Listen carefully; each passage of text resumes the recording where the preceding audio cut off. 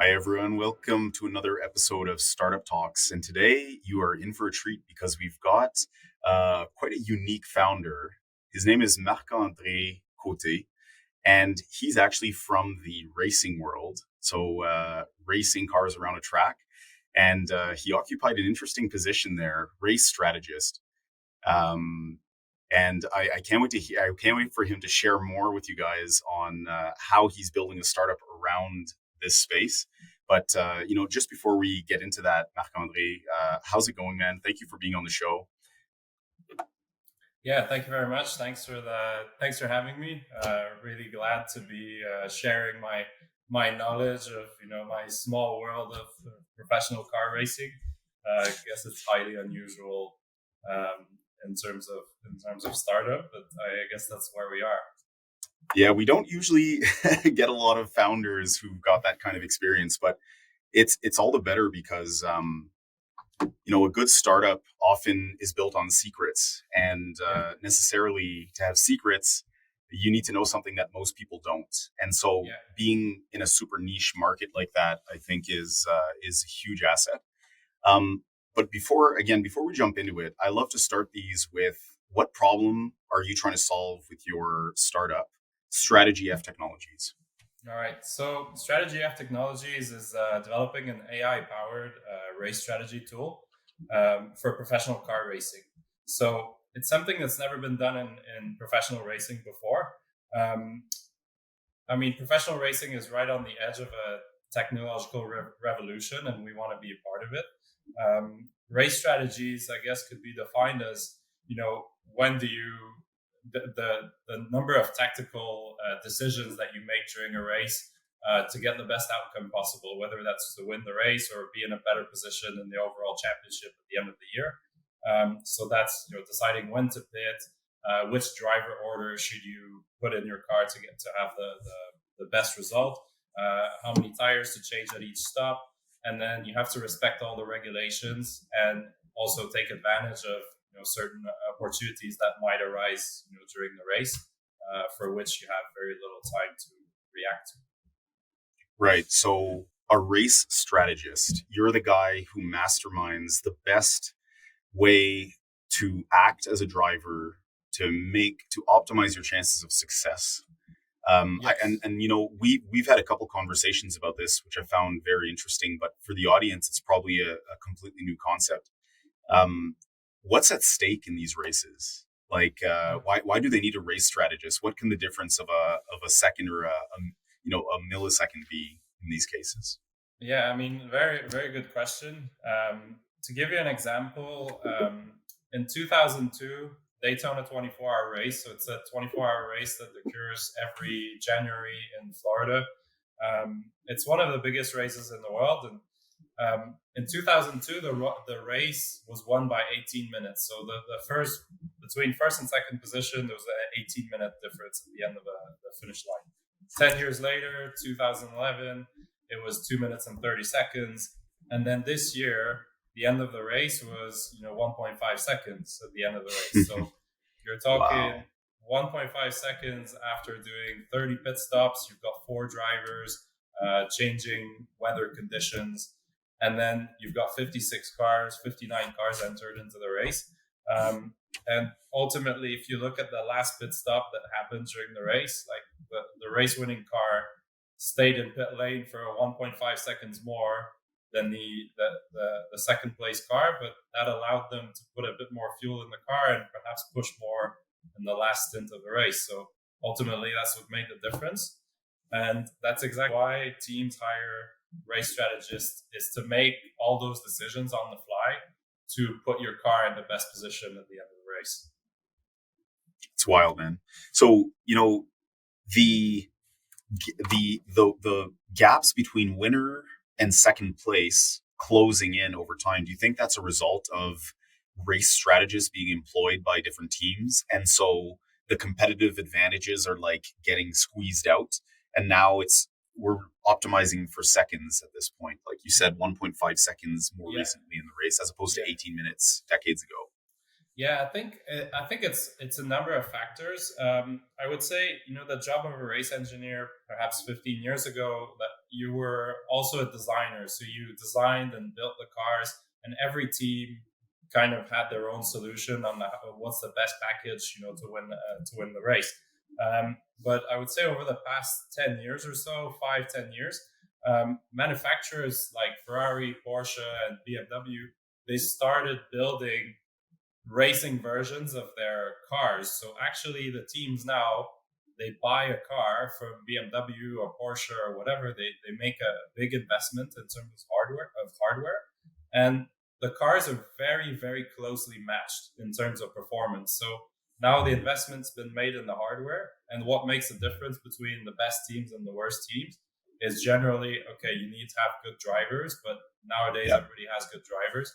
You need to have good engineers, and it's the amount of time that you spend in pit lane and how fast your guys are at changing tires, refueling the car, and deciding on the timing of each pit stop. I mean, it sounds quite obvious, but there's so many different variables you need to consider, whether that's regulation, weather, how much traffic there is on track, and these decisions need to be made in real time, and that's why the teams that hire race strategists as a core part of the engineering group.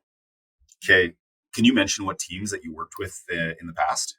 Yeah, I mean, I've got about 12 years of racing experience. I mean, I worked at Renault in Formula One. I worked at Mercedes AMG in Germany. I worked at Aston Martin for a couple of years. Nissan. I mean, they're all pretty, high end, like top levels of racing. And those teams over the years, the use of data has increased exponentially, and the amount of data that you generate has increased exponentially, which means that now you have a lot more data to make those decisions, but you need to have a tool that actually makes those decisions. Yeah, that's awesome. So you worked with a lot of teams, and I'm guessing out of Canada, right? Because you're based in Quebec City. So I'm Um, guessing you travel the world a lot doing this. Yeah, exactly. I mean, for the first part of my career, I lived in the UK, then I lived in Germany for a couple of years, and then for the past 3, 4 years, I've moved back to Canada. And I would say most teams I've worked with now are US based racing teams. There's a lot of, I would say, in terms of strategy, like the race strategy, the regulations are a lot more open in the US racing series, where there's a lot more scope for being creative in terms of race strategy. Right. And I don't think I, specified this, or maybe you did, but let's just repeat it. We all know about Formula One. There's NASCAR. What kind of racing exactly did you, uh, what kind of racing were you in too? Yeah. So right now, all of our clients are in the IMSA Championship in the US, so IMSA, International Motorsports Association, and they're a mix of endurance and sprint races. So the endurance races are like 24, 12, 10-hour race length races, and the sprint races are 2 hours and 40 minutes. And I mean, in those races, the strategy element is just as important. It's typically 2 pit stops, and you're just on the edge of doing 2 pit stops for the race. And determining when you do those pit stops has a huge influence on the overall result, because the race is so short. So if you make a bad decision, then Yeah. you have 2 hours and 40 minutes to catch back up. So Yeah. The margin of error is a lot smaller in those yeah, sprints. exactly. So you have to be hyper vigilant during this time. I can't imagine. So do you have like a routine on what you put in your body? Is it a lot of caffeine? Is it Yeah.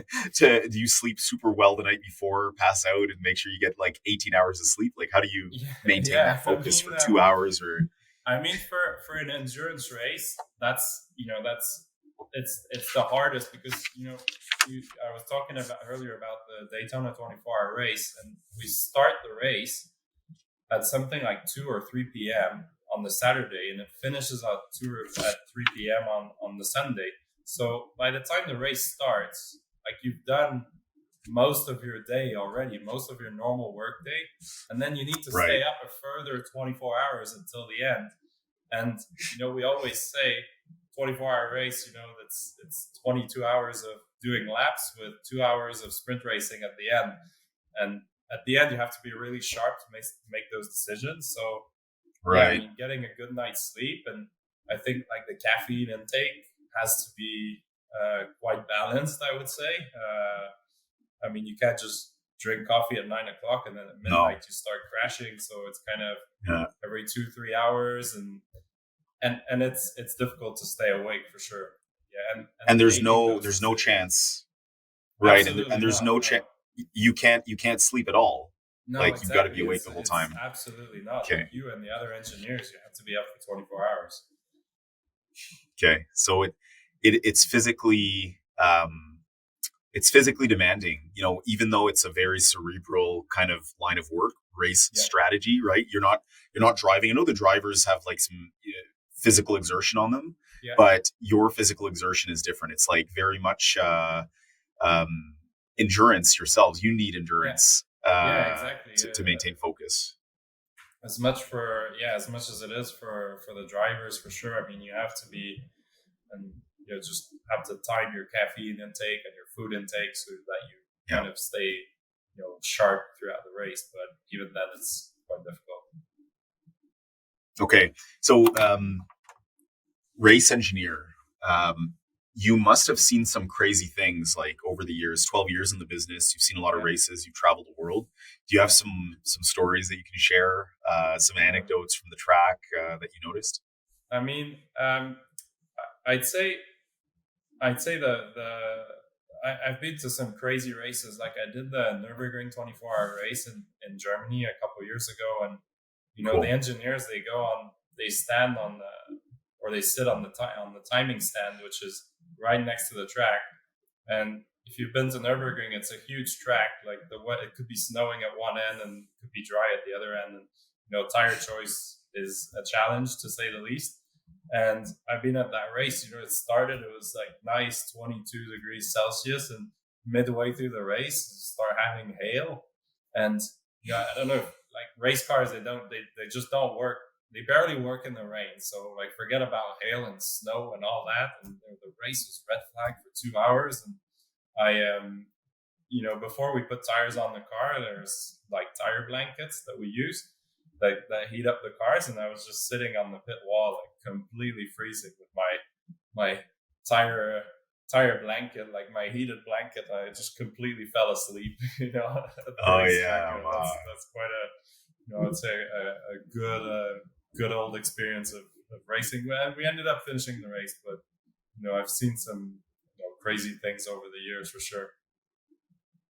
Okay, yeah, the Nürburgring, it's the legendary track for those who are not like car fans. But I remember when I used to watch Top Gear, the ultimate test of the speed of a car was its lap time on the Nürburgring. Yeah, so exactly. I'm slightly jealous that I haven't seen it yet.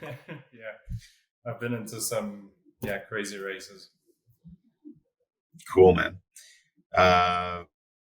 So now you've got this tremendous career in a very niche sport, you can say, that not everyone really has access to. Because let's be honest, I mean, the sums of money involved in this, that's probably another thing that I want to touch on. Like, how expensive is it to get a car ready for the race and supporting the team? And I'm guessing there's a lot of maintenance, a lot of repairs.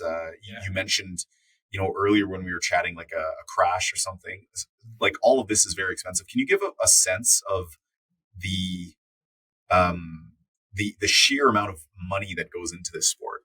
Yeah, I mean, so if you look at endurance racing in the US, if you're going to do a full season, it's like 11 races. And like I said, there's sprint races, which are 2 hours, 40 minutes long. And there's the endurance races, which are 24, 10, 12 hours.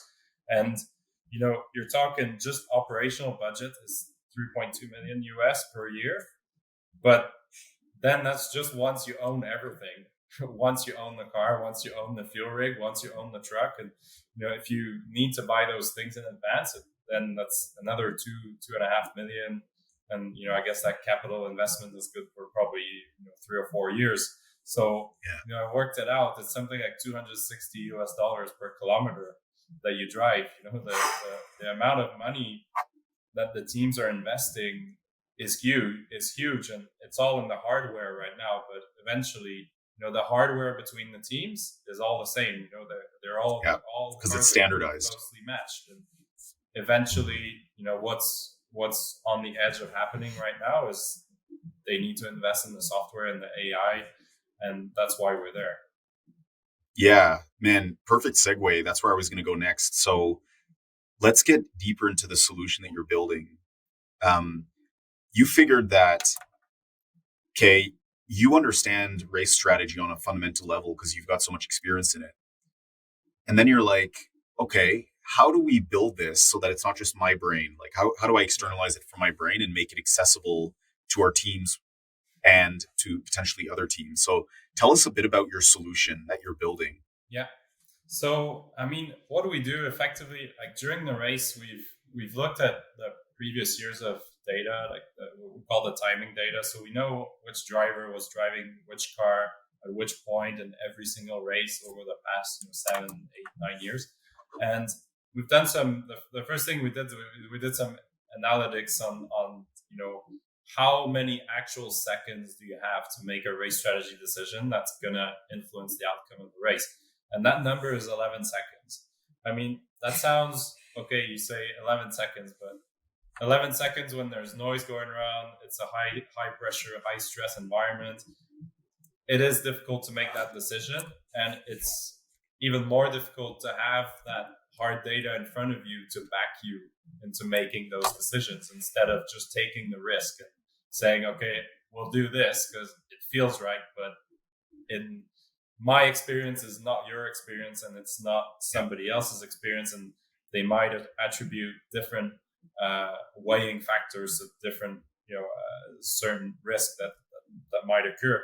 So what we do is we looked at the past history of the previous races. We've built a performance index of every single car and driver in the field. So that's the historical element. And then we look at the data in real time that comes off your car. And we look at what happened during this specific race. And we combine all those data sources and we look at, okay, well, if you pit now, then that covers for example, this situation that has a 30% risk of occurring. We believe that's the best race strategy to win. And then there's the amount of risk, like how much risk do you tolerate? I always say, if you're leading the championship and you're leading the race, you might not do something that's extremely risky and high reward because you don't need the reward because you're already leading the race. Yep. But if you're last in the championship, you're last in the race, then you might do something very. You got to throw a Hail Mary. Yeah, exactly. And that's what teams do. But in between first and 50th place, if you're 22nd, what's the acceptable level of risk that you're willing to take? And ultimately, that's what we do. We make a tool that has all the hard data in front of you and suggest, okay, well, I suggest that, or the AI suggests that you should do this to get the best outcome in the race. And, right now, those decisions are made by humans, and humans are not rational. And if I've had a bad experience at a certain race, it might not be somebody else's experience, and that I might attribute a certain risk to a certain thing happening. But in reality, I might say, okay, this is 80% risk, but if you've got the hard data that says actually this only has a 15% chance of happening, then why should you base your race strategy on that? So yeah, right. Well, ultimately, you need to have the data in front of you. Yeah, like I'm all for a data-driven approach, but how do you account for the black swan that necessarily is excluded from your data sets that happens on the spot in these conditions now? And couldn't one event fudge the numbers and mislead a driver when it pertains to race strategy? And I guess a follow up to that is there like a human element still that guides the software that can override decisions because maybe this isn't relevant in this context? Yeah. I don't know if you've thought through that a lot. Yeah, I mean, it's like you say, the edge cases are really what make the software worthwhile, and building as many of those edge cases into the software is really important, because that's actually when it makes the biggest difference. Um, Ultimately, the AI suggests that you should do a certain race strategy, but ultimately it's the human and the people at the track that make the decision to call the driver in and to do such and such a race strategy. And ultimately, we're not looking to replace humans completely, but just help them into, okay, Empower this is them. the data that you have. This is what we feel is the best decision to make, but ultimately, the human still needs to make the decision at the end of the day. Yeah. So it's this classic fusion of man and machine. Yeah. Where you aim to get a better result, but you're not necessarily trying to replace, like you said, you want to enhance people's capabilities. Yeah, exactly. And like, go ahead. Sorry. Yeah, I've got a question. So coming back to your figures that you shared earlier of the shrinking gap between first and second place in a race, in an endurance race over time, what effect will software like this have for teams that use it versus teams that don't? And then what if all teams use it? I mean, ideally that's what you want to achieve with your startup. Won't the arms race just continue to narrow the gap? And if everyone's using the same thing? Yeah, absolutely. I mean, the first thing I say to customers is that, ultimately, the earlier that you start, the better position you'll be in 3 years. If you have all this data to feed over 3 years or 4 years of racing, then you'll be in such a better position in 3 years' time. Not only because you've augmented the AI algorithm with more data, but also because your engineers have learned to use it. Ultimately, they're the ones that are making the decisions. So I think, that's the first element. I think the earlier you start, the better you'll be in 3, 4, 5 years' time. Right. And then the second part, I would say, is a question I get a lot, actually. What if everybody has your software? What happens now? Races are going to be boring. Everybody's going to stop on the same lap, and they're all going to follow each other out of the pit lane. Ultimately, I think your race strategy depends largely on the performance of your car. So if your car is perhaps not as good as the other cars, then your strategy will be different. If your driver lineup is perhaps a bit better than the other cars, then you could probably take something that's a bit more aggressive, because you can make that up in terms of driving skill. And in other words, the inputs have a big effect on the strategy itself. Yeah, exactly. Right, I mean, that makes sense. Okay. If everybody used it, ultimately the best race strategy for each car in the field is largely dependent on your position in that field and your position in that championship and how much risk you're willing to take. So ultimately, I think the gaps will remain pretty close, but it helps you in your situation overall. Fascinating. So what stage are you at now? And like, to tell us a little bit about your vision for expanding this thing in the coming years. Yeah, absolutely. So right now, we're developing the AI model. We've got it working offline.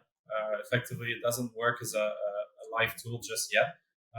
We're working on having it live, in real time, making the strategy decisions. Right now, it's offline, meaning that we compute a lot of KPIs, and based on different factors that happen during the race, and we can use those KPIs in the race to make those real-time decisions. Ultimately, it's human still makes the decisions. But Q1 2024 is when we're looking to launch, the full live version with all the live statistics that come at you in real time. And I would say, the 3-year kind of vision is we want to be implemented in really the top level teams. I would say in every championship around the world. I think that would be lofty. So to the Renaults, the Mercedes, the Astons, the Nissans, that's what you mean by the top teams? Yeah, exactly. So World Endurance Championship, NASCAR, IndyCar, Formula One. I think that's kind of the goal in 2-3 years time, to be implemented in those top teams, and the teams that actually can make and have the data already and have the historical data. They're the ones that are going to benefit right away and going to be in a better position in 5 years time. Okay. I love the ambition, man. When you're building a startup, you have to have your eye on international expansion, going after the big players. And you've had that from the start. And what do you find most difficult building a startup? Because you're new to the startup game. Like you did this for 12 years, right? So building a startup is relatively new to you, but what are the challenges that you face? And I would say the biggest challenge is, surrounding yourself with good people. And whether, I'm good at, I would say, on the technical standpoint and, building relationships with customers. But, there's a lot of things I don't know. And I think that IIG with their coaches that, that came in, that helped me with, whether that's sales, marketing, doing pitch decks, and, really like the business side, the core business side of it. I think having people behind you, not necessarily full time, but just, a coach or somebody you could say, hey, can we have a 1-hour Zoom meeting so that, we can discuss my pitch deck, discuss my brochure, discuss the layout of my website and so on. So I think, surrounding yourself with the right people, that's probably the hardest thing. Yeah, well, we definitely put a lot of emphasis on that because I don't know. I think when we're first-time founders, we don't understand how much it's a team effort, and it's not even just your team; it's the network you build around your team, the support network, the service providers, the coaches, the experts, the investors. They all kind of become part of the team, the extended team in a way. So I'm happy that we're able to help you out with some of those things. Being a first-time founder is overwhelming because there are more questions than answers. So if we can shorten the time to get to the answers, then that's awesome. Anything else that you can share about? Anything else you want to share about your company, about your experience in racing? Yeah, I mean, experience in racing. Maybe I could tell you like the idea, how it came about. Let's hear it, man. We're here for that. Good story. So actually, before doing Strategie F Technologies, I started a company doing consulting work for professional motorsports, and one of my clients was BMW. We were racing in the US in the IMSA championship, and 2 years ago, literally the moment I got the idea was March, I think 2021.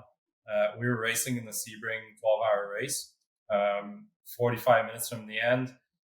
We didn't have quite enough fuel to make it to the end of the race, so we needed another pit stop. And what we weighed on is like we leave it as late as we can until we get an incident on track where what we call it full course yellow. So full course yellow, if there's an incident on track, the safety car comes out, everybody slows down behind the safety car, and the whole field bunches up, and you're not allowed to overtake. So safety car comes out, we're leading the race. So like, okay, we need a last pit stop. And the amount of fuel that we needed to make it to the end of the race, it worked out to about 11 seconds of refuel time. So we come in, we're first. The Corvette follows us into the pits. They're second place. We dive into our box. We change tires. We only had time to do left-hand side tires, so change left-hand side tires, refuel the car, off you go, 11 seconds. And then the Corvette, I mean, they had better software, or they knew their car better than us.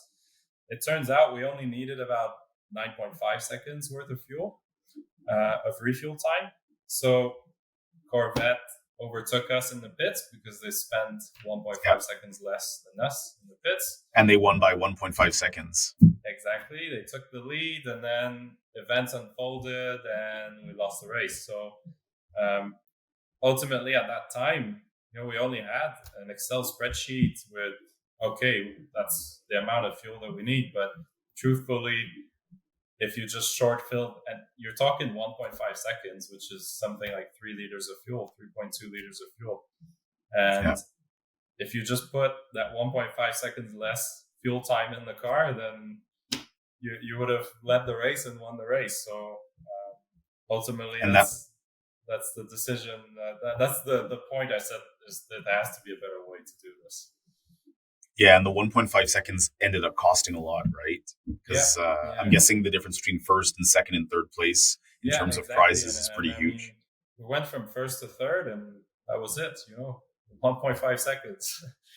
Yeah, so you were like, we need a better solution for this, where, even, it just occurred to me, one of the biggest problems, I think, in your field of work is the human element. It's the greatest strength and the greatest weakness, in the sense that the human brings intuition, but does get tired after 24 hours and does make, human error and mistakes in judgment. And maybe this software can take some of the load, the cognitive load, off people so that they can perform at a higher level for longer throughout the race. Yeah, and absolutely. I mean, absolutely, you're right. And, and also, ultimately, I was the one releasing the car. So what they do is that the fueler plugs into the car, refuels the car, and then there's a light, and I control the light and tells him when to pull off for fuel, and the car leaves, right? Mm-hmm. And ultimately, you're the engineer, a strategy engineer, controlling that light. And do you want to be the guy that short fills the car by 2 seconds, and then you run out of fuel on the last lap, leading the race? So ultimately, if you had some hard data and some hard, reliable data in front of you saying, okay, this is 1.5 seconds, you can short fill by this amount, and then you come out the pits first, and you win the race. So ultimately, do you want to be that guy making that wrong decision and let the whole team down? Or do you want do you want to have some data in front of you that helps you make that decision? Yeah, 100%. 100%. And where do you think the bridge is between race engineer, strategist, and being an entrepreneur? Do you think there's some handy crossovers there that you'll benefit from your experience?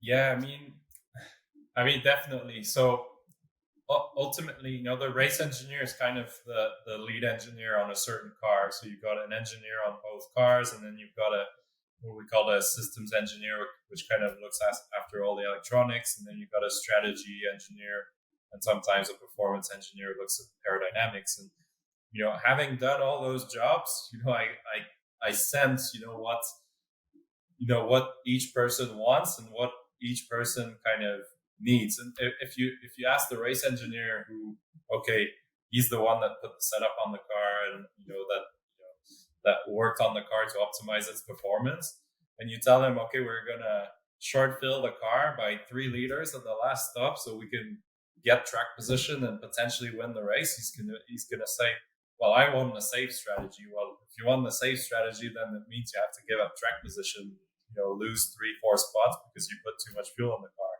So that's they're kind of on the safe side.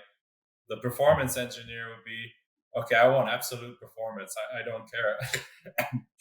I don't care what you do. We should, just get track position and then figure it out later. And then the systems engineer, the electronics guy, he's kind of in between, no strong opinion usually. And having done all those jobs, I think, you can relate to all those people, and I think that's kind of what I bring in terms of value to the company. Yeah, and I mean, look, I don't overdo the analogies, but building a startup is like building, a race car in a way, Yeah, and all these different pieces have to come together. And you know, you had an electrical engineer or sorry, systems engineer versus performance. Well, that's like having your CFO and your CMO and things like yeah, that. And yeah, typically your CFO is a bit more conservative, looks at the numbers. Hey, can we overextend ourselves here?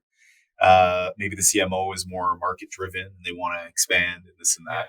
So, so in other words, it's a team sport, and you'll have to work closely with all of your team members yeah, in both absolutely. cases.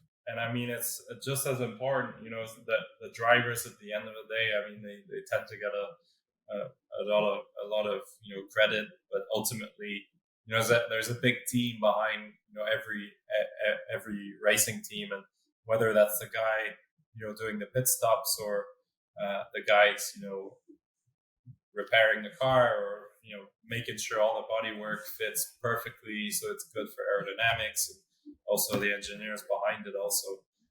So ultimately, you have 20, 30 people that you know take part into fielding just one car, and it's all their individual jobs put together that make it Yeah. a successful team ultimately. Ironically, you're in the driver's seat this time. You're the driver Yeah, of the startup. exactly. Yeah, exactly. I mean, for sure, there's a lot of things to consider when it's different. Yeah. And what were you saying about fear being something that these drivers have to deal with in terms as athletes? Yeah, absolutely. I mean, I'd say drivers as professional athletes, they're all very in shape. It's difficult to drive a race car. Sometimes I remember this year I was at the Sebring 12-hour race. It's 42 degrees inside the car. It's super hot. It's noisy. You have to concentrate. There's so many cars on track, and I think one of the elements that differentiates them from other professional athletes is that they have to deal with fear constantly. There's an inherent danger to it, and I swear, like, you look at an onboard video of a driver at the race at Spa in Belgium, like the turn one they call the Rédillon or Eau Rouge. It's completely crazy. Like you go into there and they grab fifth gear down the hill, and they don't even lift the throttle, like full throttle, and you go up the hill. They hit the apex of the corner, and they don't even see the exit, where the exit is. And they do this lap after lap after lap in night conditions, and sometimes like changing track conditions, debris on track, oil on track. And I'd say that's something they have to take a risk, but it's like a calculated risk. And Yeah, it's more I, dangerous inherently than most sports yeah, because the exactly. And consequences of making a mistake is death. yeah, exactly. And I swear, you look at an onboard video at the Nürburgring 24-hour race, there's no lights on the track. The track is basically 2.5 or 3 cars wide, and you're doing 275 kilometers an hour on blind corners. Like, you don't even, it's like a two-lane road. It's like if you're going to drive your road car on a two-lane road on the south shore of Montreal or something, and at 275 kph and with blind corners. It's completely. It's something that they have my utmost respect for. I mean, Yeah, it's something that's yeah, for sure impressive. for sure. One of my favorite movies, I think what is it, Rush? Have you seen Rush with Yeah, Chris Hemsworth as the American, I guess, and then no, he was British. Yeah, he was British, but anyways, he's against a German guy and a yeah, really well known German racer, and yeah, it's just a rivalry between these two guys. Am I getting it right? yeah. Is it Rush or is it another name? Yeah, it's Rush. I think you're referring to Nicky Lauda and James Hunt. Yeah, that's it. Yeah, James Hunt, Niki Lauda, and you realize watching that, which I know is not real life, but the mental game in this sport is just incredible. and you've Yeah. got to keep everything under control under conditions of extreme uncertainty, high speed, and possible death. And it's like, Yeah. what a sport. I need to go see a Yeah. race. I've never Yeah. been live at a Actually, track, man. more than welcome. Show you around the what do we do? That'd be sweet, man. Let me Yeah. know next time. Well, it's a busy period right now, but whenever there's like it's race season and it's more in the Yeah. summertime, let's say, I'd be happy to Yeah. go down to the States and see something. Absolutely. Cool, man. Well, listen, this was great. I'd love to have you back for another episode when you're further along Yeah. and you've locked up some of these large car companies and you're running races through your software. So thanks for coming, Marc-André. I don't know if you have any last words, but we can also stop it there. Yeah, I think thanks for having me. Great. I mean, for sure, the support I get from IIG, from all the coaches, definitely helps. It's definitely something that truthfully, is of huge help for me. I always say, you don't know what you don't know, and that's certainly true with things that are more business related, like marketing and sales, and doing pitches and stuff like that. And that certainly helps, having IIG on your side. Hey, man, I In that appreciate sense. the kind words. Appreciate the kind words. Think of us as your racing team. Yes, exactly. Absolutely. 100% my pit crew. You need a good pit crew. Your pit crew. Exactly. Cool, man. Yeah. So let's chat soon. And thanks again for coming. And thanks All right. everybody for listening. Thanks. Bye.